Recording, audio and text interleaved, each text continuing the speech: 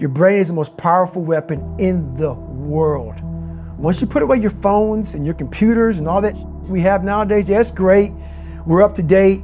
But your brain is the only thing you have when you're going through depression, when you're going through hard times, when you're going through death, real life.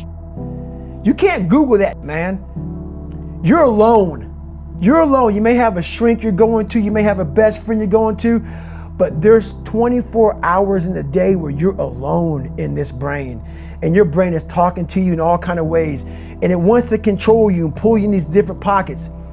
If you can't control your own brain and your brain controls you, you got to tell your brain where you want to go and how you want to go and how you want to get there.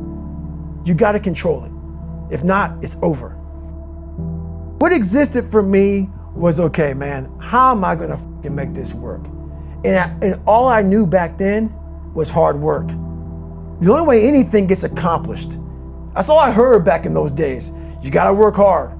You gotta work hard. I'm not getting I can't get this paragraph. I can't remember what the f***'s in this paragraph to pass this test to get in the military. Read it again. Still not getting it. Read it again. But if you're not getting it, write it out. And that's how I started learning. Okay, well, I gotta write out everything I do. And then write it out again, and write it out again. And guess what happened? I got it.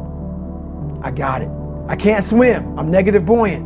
Go back again. I can't swim. Go back again. Go back again. Go back again. I got it.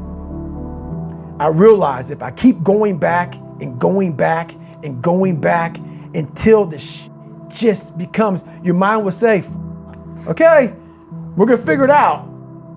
Because he is not going to stop. It's not like I'm gonna try one more time. No, it's just like alarm clock goes off, boop, we're going back. I can't read right, we're going back. I gave myself no way out, and my mind realized that. They said, okay, we're gonna adapt and overcome now. Like a lot of people say, trying hard. Your mind knows, man.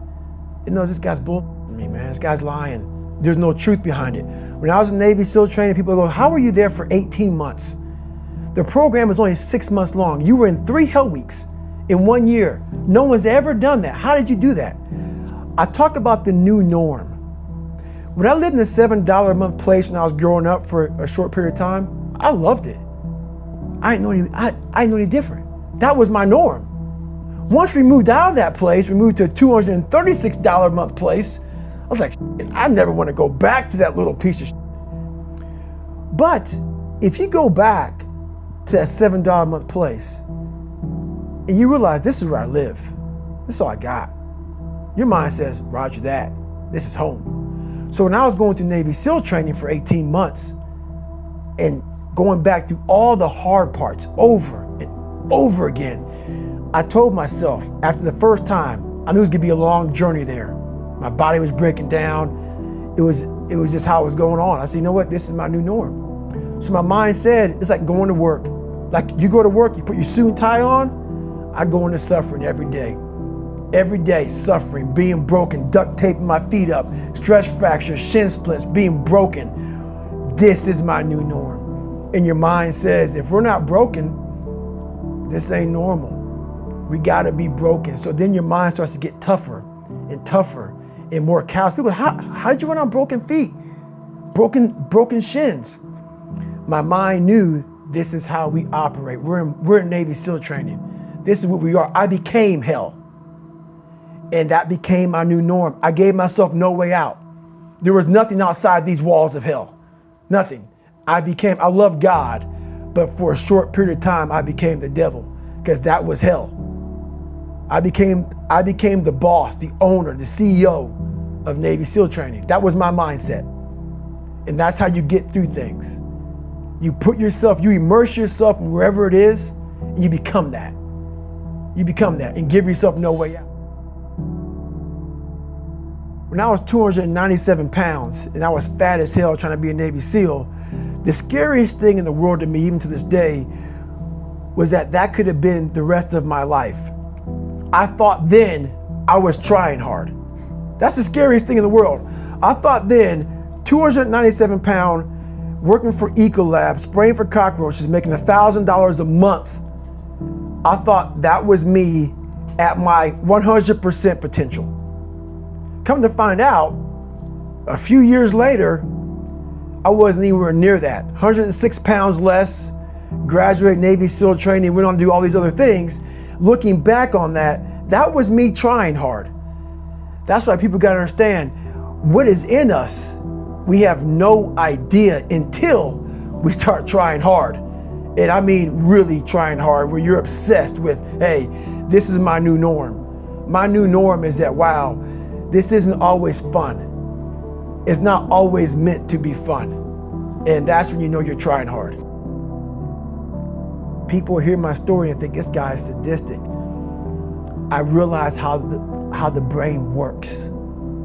I figured out how the brain works. I'm a scared kid, and that's what gives me so much power. I had no foundation, and I built this off of just researching the mind. The feeling you get is basically invincibility. You realize that you can't do it all the time. When you need to do it, I know I can go to a place that I can live in. And when you know that you can run on broken legs and you can do certain things that a lot of people can do, but they're not willing to do, this power, this sympathetic nervous system of fight or flight, and you're fighting, it gives you this charge of energy of when you're sitting there at 3:30, 4 o'clock in the morning and you're duct taping your feet up because they're broken, and you're doing it by yourself, and you're going through arguably one of the hardest training in the world. And these guys, most of them are healthy, and you're going through it broken, and you're already at a disadvantage, but you're still there. You can feed into that and tap into that for a lot of power. But if you look at it, well, I'm broken, man. I'm not gonna make it. But if you look at it as, man, I'm broken and I'm still here, and I'm fighting, and I'm gonna find a way to get through this because I have no other place to go. It gives you a lot of power. When things start to suck really, really bad, my brain and a lot of people's brain, they don't go to your dad beating you up. Your brain says, we gotta get the out of here. This is miserable. So anger goes away a lot of times when you're suffering, because your brain just says, we gotta run, we gotta go. So that anger is not popping up saying, oh, I'm gonna show them, I'm gonna show those people. No, there has to be a much deeper, when I say deeper, it has to be down to mineral soil. It has to be down to that nice mineral soil where nothing can burn. You can't burn dirt. So it has to be down that low, that literally is something in you that's at the core of your soul. But you don't find it unless you spend a lot of time with what you want to be in life. I can't give that to you. Right. You can't give it to somebody. When you find your true passion in life, and my passion for me wasn't like, oh, I want to be, I don't give a Navy SEALs, Army, I don't give a shit. I want to serve my country. I want to be someone that I'm proud of. I want to look at myself in the mirror because I was so disappointed. That accountability mirror I talk about, I was so disappointed in what I saw every day. I wanted everybody to love David Goggins. And a lot of people did. I didn't love myself. But I knew a lot of us want to find peace first. So people say, man, you always talk about this suffering and pain and I'm at peace right now because I went through that. Right? You don't find peace first.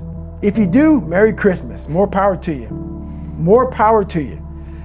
I found peace on the opposite end of finding myself. And no one really finds themselves without going through trials, tribulations, suffering, accountability.